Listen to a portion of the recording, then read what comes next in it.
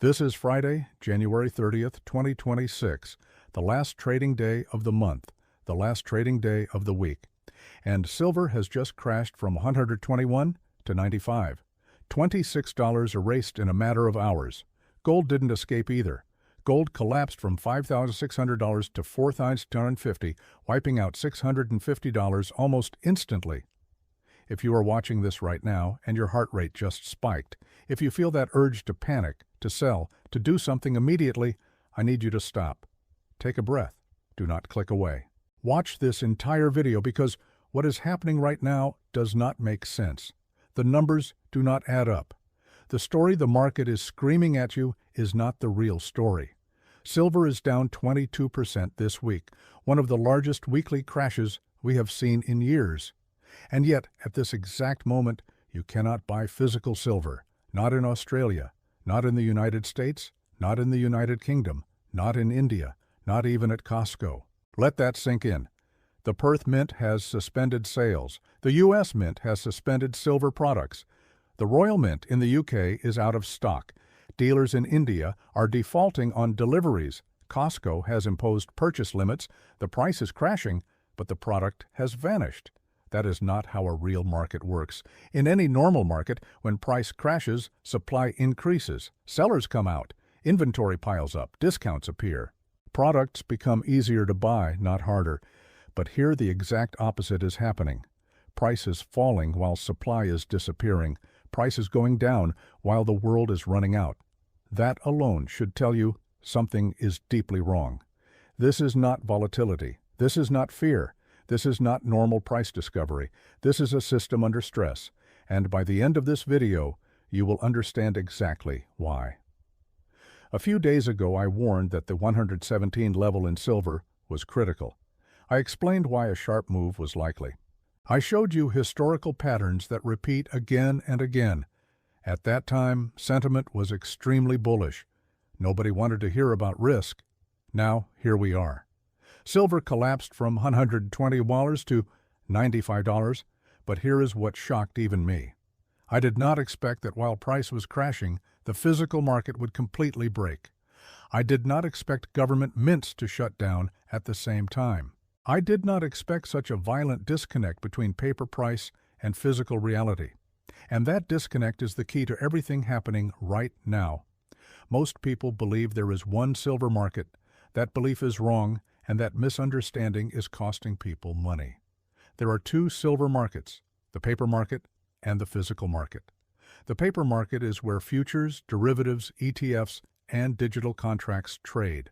This is where banks and hedge funds move billions of dollars of silver every single day.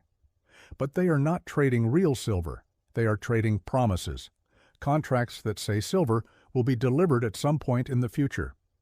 The vast majority of these contracts never result in delivery. They are rolled, closed, settled in cash. It is a financial game. The physical market is completely different. This is where real silver trades. Coins, bars, bullion you can touch, store, and transport. This market is much smaller, much tighter, and much harder to manipulate.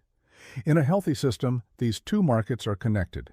The paper price is supposed to reflect physical availability, but right now that link is broken. The paper market says silver is 95. The physical market says there is no silver available at any price. One of these markets is lying to you. Let's talk about evidence, not opinions. Before the crash even happened, when silver was still trading near $117, the Perth Mint in Australia sent a notice to wholesale distributors. The notice stated that due to increasing worldwide demand and a large backlog of orders, they were pausing wholesale orders for the 2026 Kangaroo silver coin until February 23rd and implementing monthly allocations. That is rationing. That is not the language of surplus. That is not temporary inconvenience. That is a government mint admitting it cannot meet demand. Australia is one of the world's largest silver-producing nations, and even they cannot supply their own mint. Then the crash happened. Silver dropped more than $20. Ask yourself logically, if the Perth Mint was already struggling when silver was 117s, what do you think happened when price dropped to 95? Demand exploded. A 22% discount did not scare buyers away. It brought them in aggressively. The United States Mint followed the same path. Silver products were marked unavailable. The 2026 Silver Eagle release was delayed. Prices were adjusted dramatically higher. Some products jumped from around $91 to $116 almost overnight. That is not inflation. That is not greed. That is repricing reality. They could not sell silver at old prices because they could not replace inventory. India, one of the largest silver-consuming nations on Earth, is seeing something even worse. Dealers are defaulting on deliveries. Customers are paying and not receiving metal. Orders are being canceled after payment is accepted. That is not a supply delay. That is a breakdown in the delivery system. The Royal Mint in the UK is out of stock on basic silver bars. Costco, a company known for bulk sales, is rationing silver.